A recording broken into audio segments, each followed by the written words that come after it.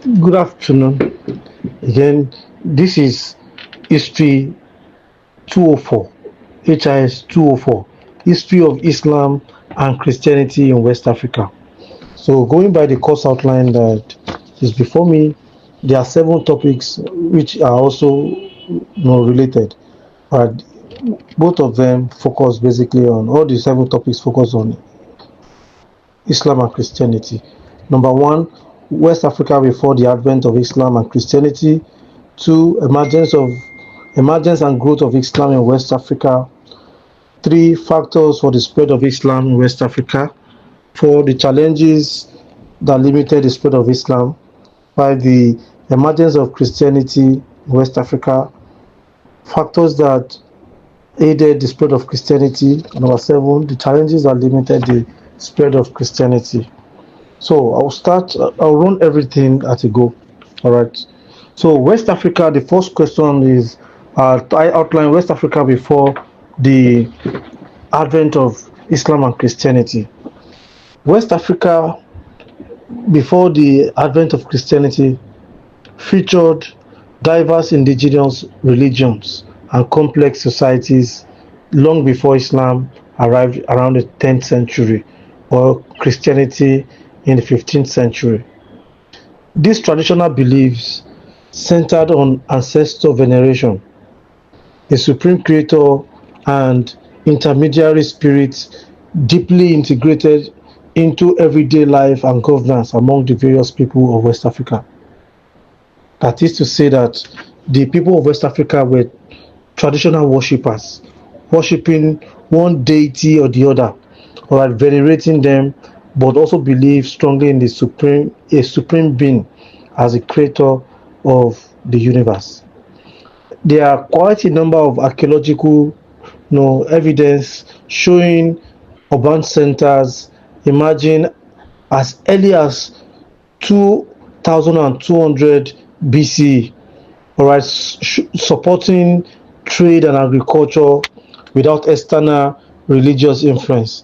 So urbanization had occurred in West Africa before the advent of Christianity and Islam, with trade and commercial and social activities revolving around various traditional religion.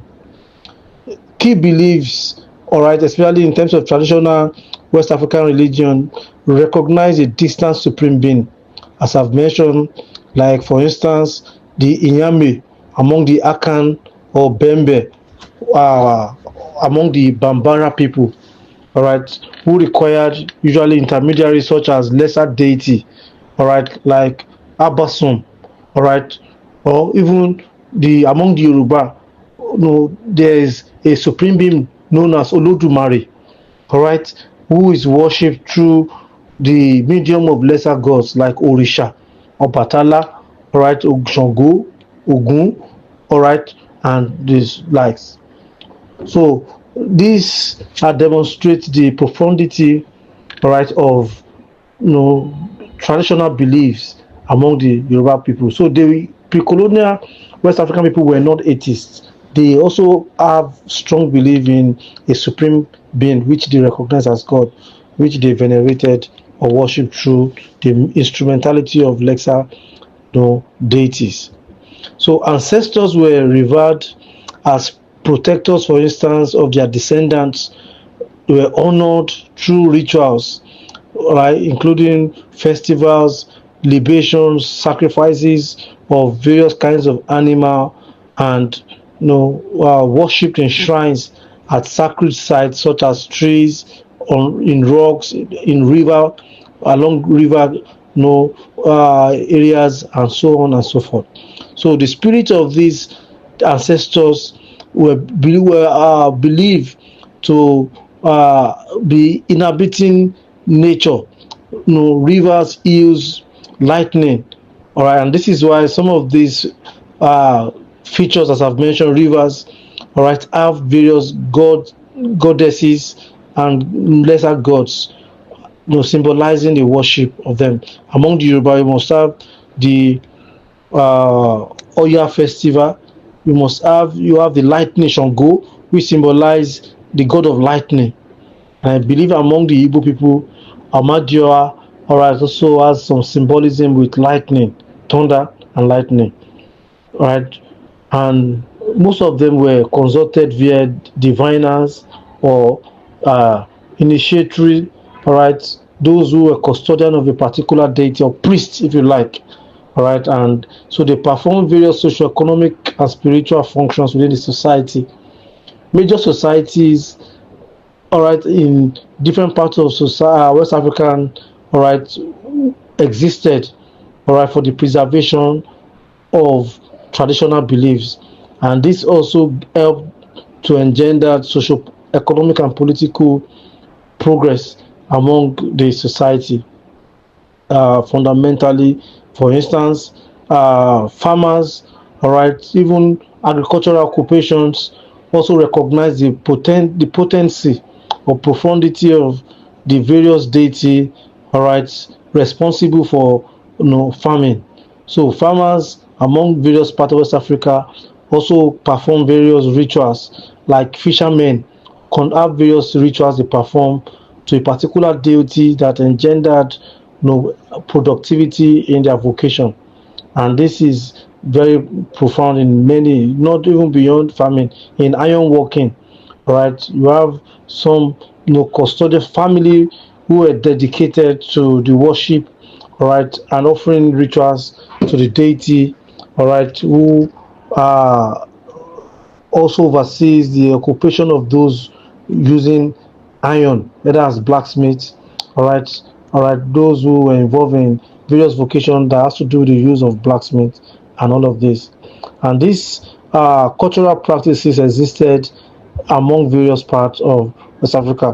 One of the key symbols of West African religion, as I've mentioned, was the use of festival, right? The ceremonial reenactment among the various people of West Africa enable them to connect with the spiritual realm, the ancestors, right? And this was a critical source in pre-colonial religious system.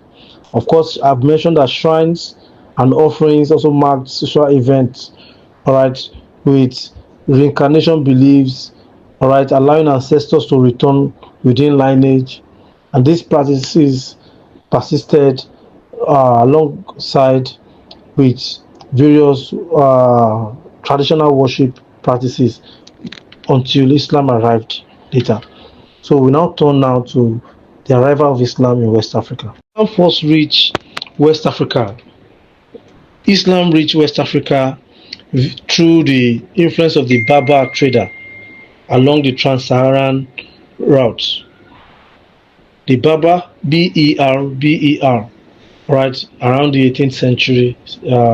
So initially they were small Muslim merchant communities in the Sahelian trading hubs like Aldegast in Angao between Ghana, ancient Ghana, and Timbuktu, right, around Mali, for instance. So it was through this medium, through these routes, that Islam gradually spread through commerce, clerical missions, or Islamic missionaries, if you like, then also through intermarriage and elite adoption of Islam, all right, blending it with indigenous practices rather than fully displacing them.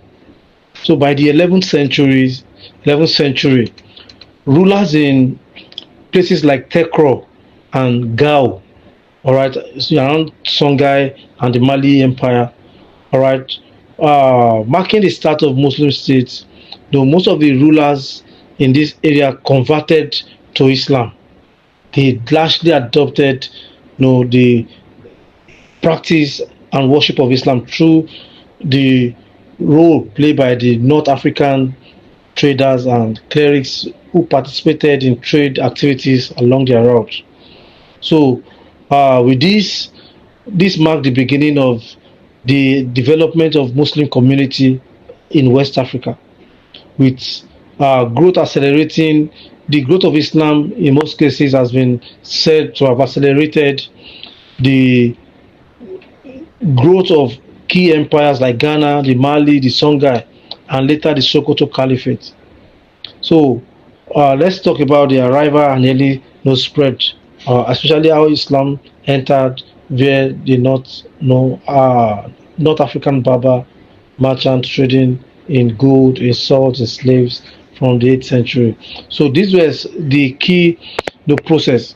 By the 8th century, the trans-Saharan trade route had flourished tremendously, right, which allowed for the exchange of commodities, gold and salt, slaves between the people of West Africa, all right, in exchange for goods, all right, like clothes, all right, and other items from the North African, most European produce, all right, were traded by the North African traders to the people of West Africa, all right, and in the process of this commercial interaction, most of these North Africans, clerics and traders settled in segregated quarters, establishing mosques, right, in places like Ghana, the capital of Ghana, as far back as 1067, in Wangara, Shoninke, all right, is also Ghana Empire, in all right, and also in Odogast, in Timbuktu. All right, all of these traders, Islamic traders from North Africa, helped to propagate Islam southward into the forest zone, while clerics like Al-Hajj Suware, right, established several Islamic centers, attracting students who return home as missionaries. All right, so you could see the dimension, the process. So it was through commercial interaction, primarily that Islam grew. All right, so for instance, Tekros King also converted was converted to Islam by 1040, and Gal Kingdom's adoption of Ghana's rulers, all right, also was around 1100, right, after the Almoravid pressure, right, the fall of Mali and all of this. So the period between 10th and the 12th century, if you put it that way, saw massive adoption of Islam as state religion, all right, in different parts of West Africa, characterized by building of massive mosques, increased funding, all right, for Islamic, education, Islamic Arabic education.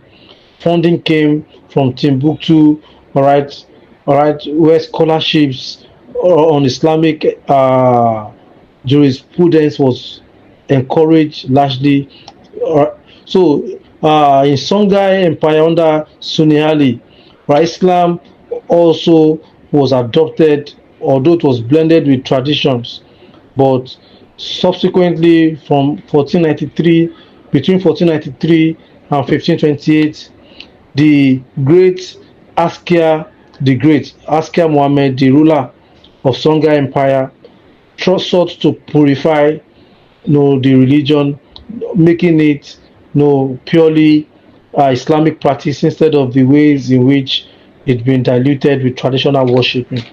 Right, so this Askia the Great, ruler of Songhai, promoted Islamic learning centers, and this was what, for instance, gave birth to uh, the emergence of the Sankore University, all right, which was a center for Islamic learning.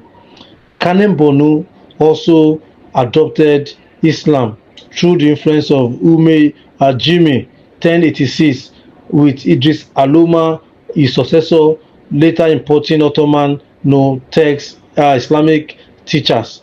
All of these rulers traveled, performed pilgrimages to Mecca, to North Africa, and in the process were able to import several Islamic clerics and teachers to come and proselytize and convert people into that religion.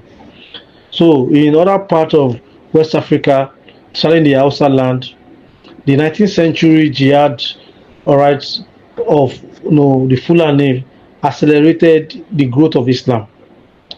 Usman Dan Fodio jihad in 1804 to 1810, all right, saw the overthrow of several Hausa ruling aristocracy, aristocratic system of the Hausa was overthrown by the Fulani, who used the instrumentality of Islam, all right, campaigning against the high level of paganism among the Hausa people and the need to introduce pure Islam to overthrow the Hausa dynasty and establishing the vast Sokoto Caliphate, emphasizing Sharia, Islamic literacy in Ajami script, and unity across the Emirates. So, and similar movement, jihadist movement in Futa Toro, 1776, and Futa Jalon, all right. That is this area in Guinea, all right, and the Senegambia, all right. All of these were led by Islamic teachers, all right, who disguise, all right, for political power, and they use Islam as the major tool for accessing, to gaining central power.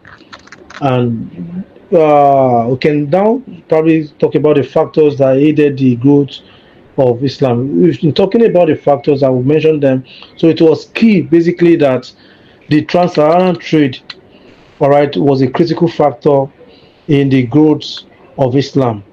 Especially, it integrated Muslims economically, promoting rulers who convert to Islam, all right, in North Africa. So it aided kind of diplomatic alliance between most of these pre-colonial West African kingdoms that accepted Islam, right, with the North African countries and also Saudi Arabia.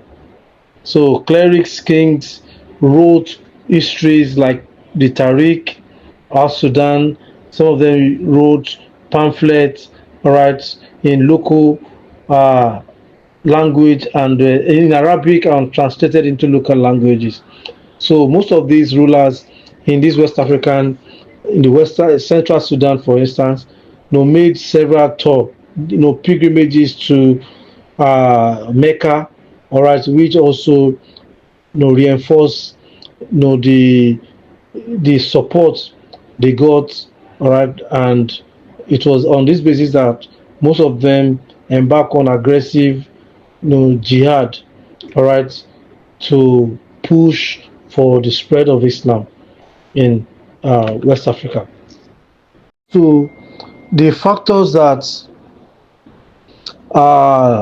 aided, the factors that the factors that aided the growth of Islam in West Africa. The factors that actually aided the growth of Islam, I've mentioned some of them. So this Islam was primarily aided, right, through peaceful trade networks, starting from the 8th century, as I've mentioned. Of course, the trans-Saharan trade, all right, Muslim merchants from North Africa who settled in Sahelian trading hubs, all right, like those in Ghana, all right, helped to introduce Islam alongside commerce in gold, in salt, in slaves, and other ivory, and all this stuff. So their economic influence encouraged local rulers to convert for better trade ties and prestige. The adoption of Islam among them was seen as a source of pride, prestige.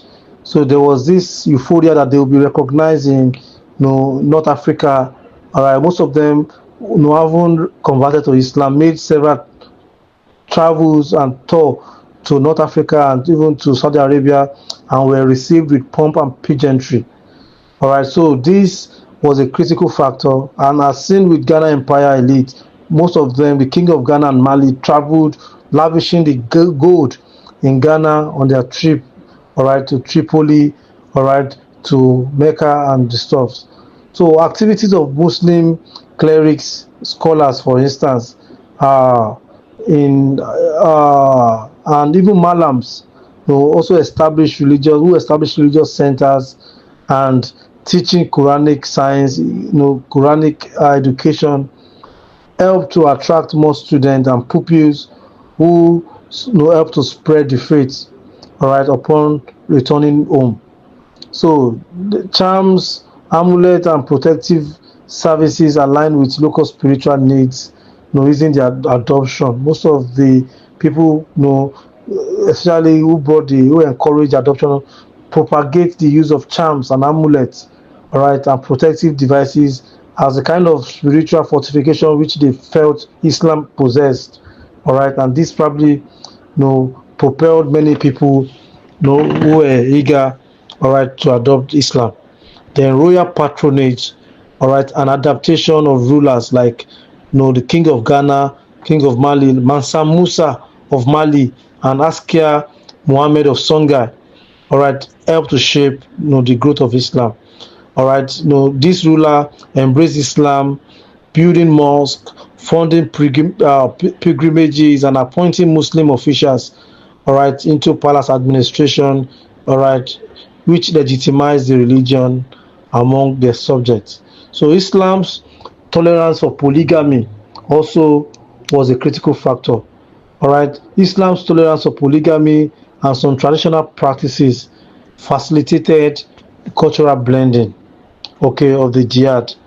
All right, and the jihad and militancy in the 19th century holy war, all right, such as the Usman dan Fodio jihad in Hausa land, also expanded Islamic states like the Sokoto Caliphate through conquests, all right, destruction of other people who did not accept Islam in the name of purification and all of that. Then Islam was also popularized through intermarriages between Muslim traders and local women, all right, which is something they continue to do, all right, to further, you know, uh, expand, the Islamic communities. What are the factors that now limited the growth of Islam in West Africa? All right, this is quite straightforward, uh, especially in southern forest zone among the certain ethnic groups, especially in what you can consider in what is modern day southern Nigeria. All right, Islam did not probably receive much acceptance. All right, due to a number of factors, geographical barriers. All right, especially the defense rainforest and the fly infested areas south of the Sahel hinder the trans-Saharan trade routes and merchant penetration, because most of these North African scholars, I told you, they travel in horses, all right, and of course, because of the forest nature of the forest region, most of these horses will not probably move properly, all right, unlike this the desert area that were free, free from trees, tall trees, frictions and all of that. So in the forest region, the dense forest areas and fly infested region hindered the penetration of these North African scholars, all right, confining Islam largely to the Savannah and the Sahel region. So, key point, that's number one. There's also the ash terrain, isolated, which isolated southern communities from northern Muslim influences. That was the resistance from traditional authorities, all right, was key. Most of the areas, especially outside the Savannah region, probably did not, Islam did not appeal to them. And they tried enormously to contain Islam by segregating Muslim traders into separate quarters, preventing full societal integration and elite conversion in some of this area. And you will see that it was only inspired while from the 10th century several of these central Sudan entities have adopted Islam. It was not until the 19th century that Islam was forcefully through violence imposed, all right, on other people from if you look at the Kanuri Empire, if you look at the Oyo Empire, the Yoruba land and all the stuffs. So indigenous rulers in some of these areas where Islam was not recognized prioritized their traditional religion, all right, to maintain political power viewing Islam as a threat to ancestral customs. And there is the cultural and social rigidities, all right, of Islam, with strict stuff on monotheism, all right, which clash with polytheistic practices, polygamy norms, and ancestor veneration, all right, and all of this. All right. Another issue is association with jihad and slavery breeds resentment.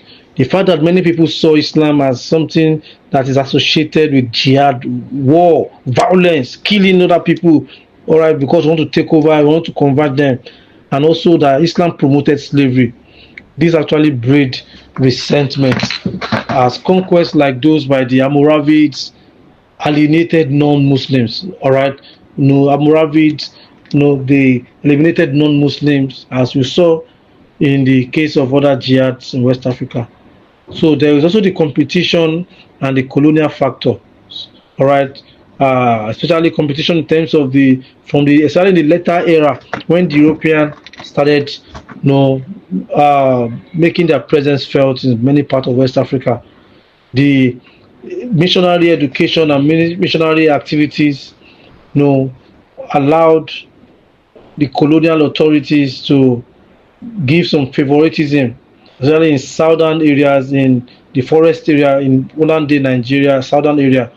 The the spread of missionary activities, which gained momentum through support from the British colonial government, promoted Christianity as an alternative path to modernity. So internal tensions from jihad's, weakened Muslim states. Also, while peaceful clerical movements like the Chakanke avoided aggressive expansion. So these are the key factor you must know. It's a simple course, straightforward to the point. All right. Lead to shortly to Christianity. So Christianity, on the other hand, reached West Africa primarily through Portuguese Catholic explorers in the late 15th century. All right, with limited early sources, although due to elite conversion and syncretism with local tradition. All right, so there had been several efforts by the Portuguese to popularize Christianity from the 15th century, basically across West Africa. But this probably was not really welcome as a result of the hatred, all right, and disgust which the people, especially in areas where slave trade, all right, thrived, the transatlantic slave trade thrived. People saw the Europeans as very evil people who promoted, the capturing of their brethren and shipping them to America, subjecting them to inhuman torture, right, and abuses. So this probably was antithetical, all right. It was inimical. It actually was an impediment to the growth of Christianity. All right, it was only, all right, basically in the 19th century, especially after the abolition of the slave trade, that new momentum was gained in terms of the evangelization of Christianity. All right, sustained growth, for instance, occurred in the 19th century through Protestant societies, among especially also the role played by the abolitionists, the humanitarian societies, and the colonialists who established churches, schools, and hospitals that appeal to coastal communities and the captives. And this humanitarian intervention help people to begin to perceive these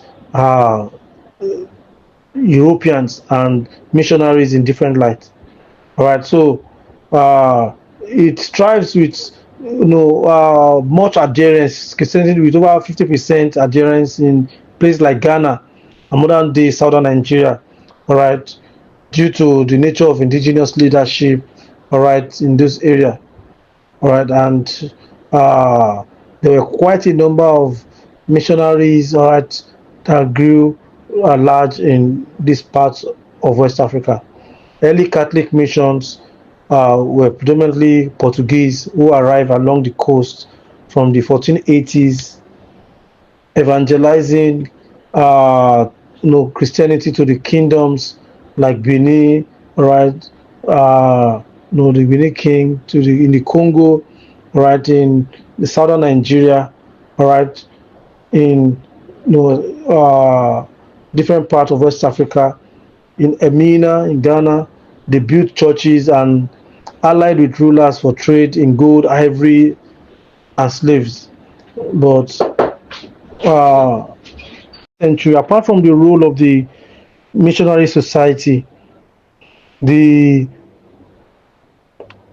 captives, the returning slaves from Europe, all right, who were initially sent to Sierra Leone and trained in missionary and theology, helped to propagate Christianity.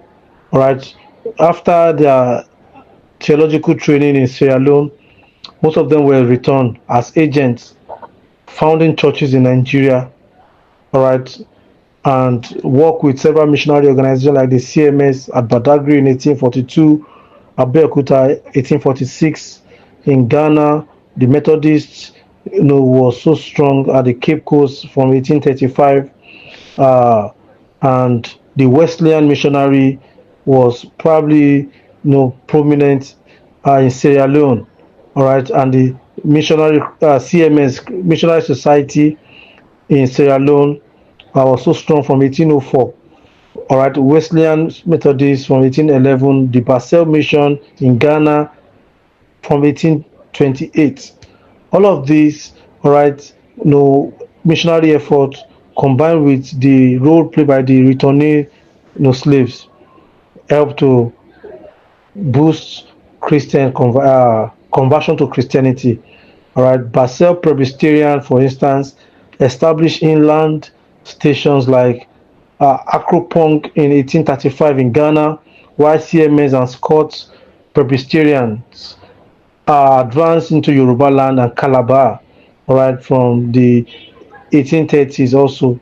And key figures, all right, that shaped the spread of Christianity, especially in southern Nigeria, was people like Samuel Ajayi Crowther, a captive or a former slave who was returned, all right, and converted to Christianity, all right, and ordained in 1842. All right, he shaped most of the Christian missionary activities and led CMS effort in Nigeria, translating the Bible into Yoruba and Igbo.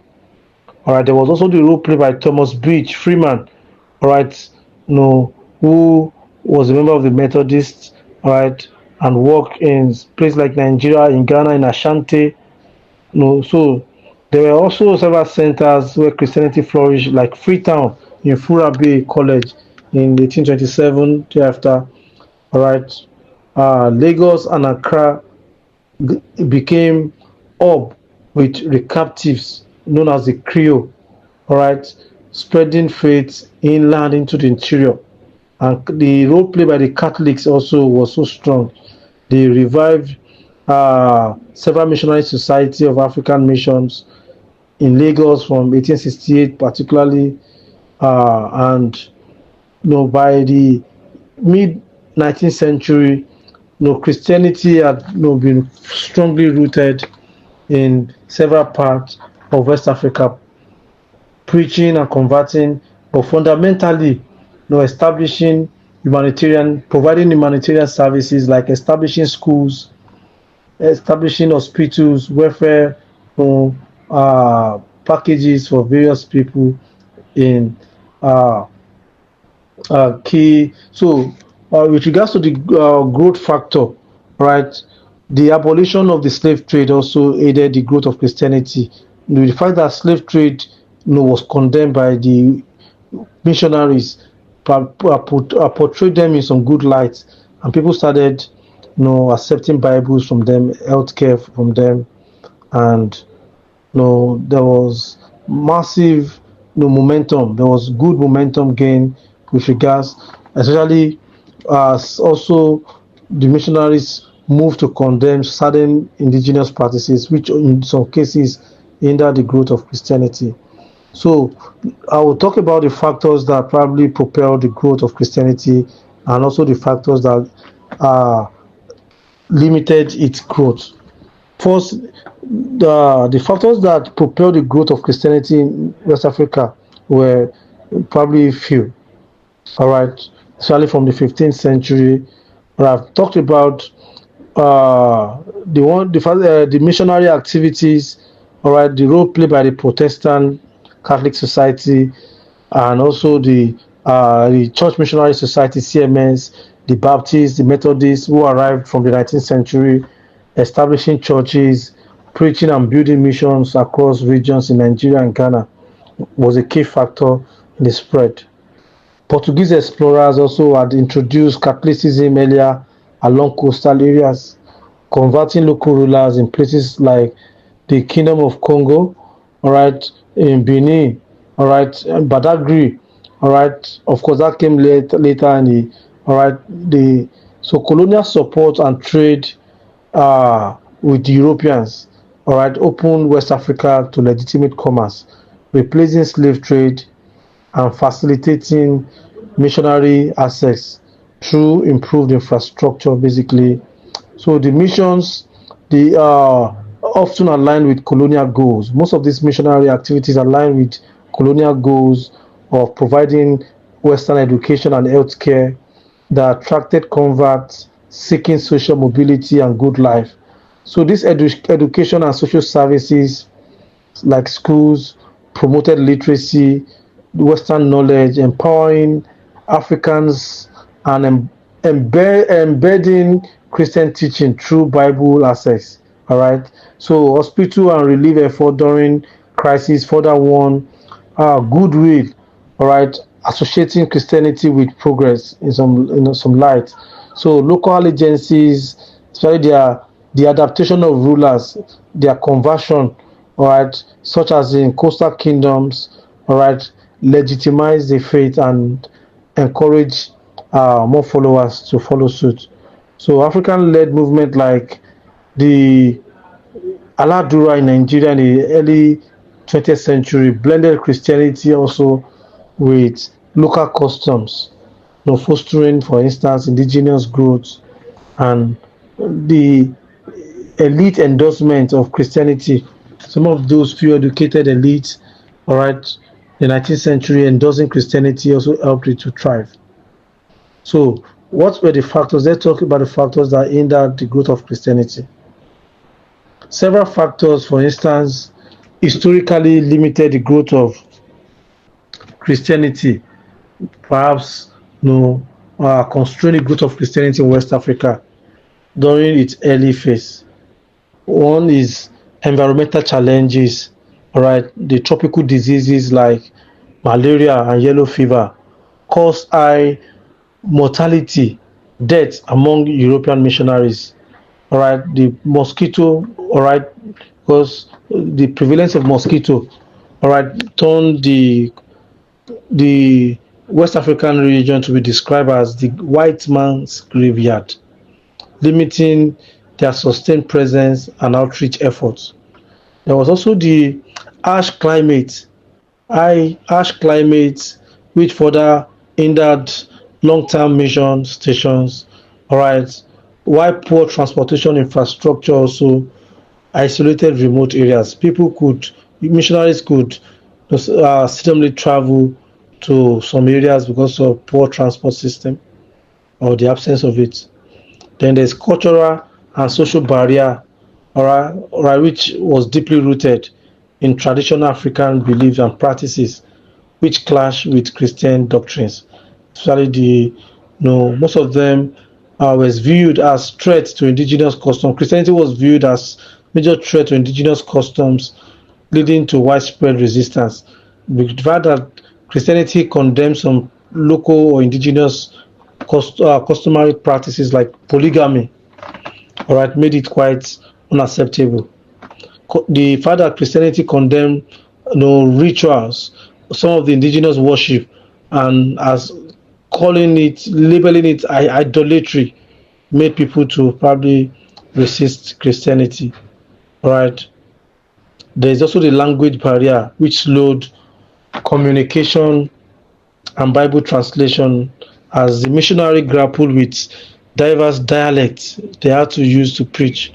And there is the political and institutional hurdles, all right, of especially among the traditional elites who oppose Christianity to protect their authority, especially discouraging conversion among their followers. Then sometimes colonial policies restricted missionary access into Muslim dominated regions to maintain stability, especially in the outside. So it took time, for instance, before Christianity could penetrate into the northern part of Nigeria or even the central Sudan, where Islam had been firmly rooted. There is external competition and historical associations of Islam's prior establishment in the region, which offered a strong alternative, all right, with established network, which people had already established through the trans-Saharan trade. So, having said all of this, Christianity, in spite of this limitation, was largely later adopted in the southern or in the forest region compared to the Savannah region, the Sahelian areas.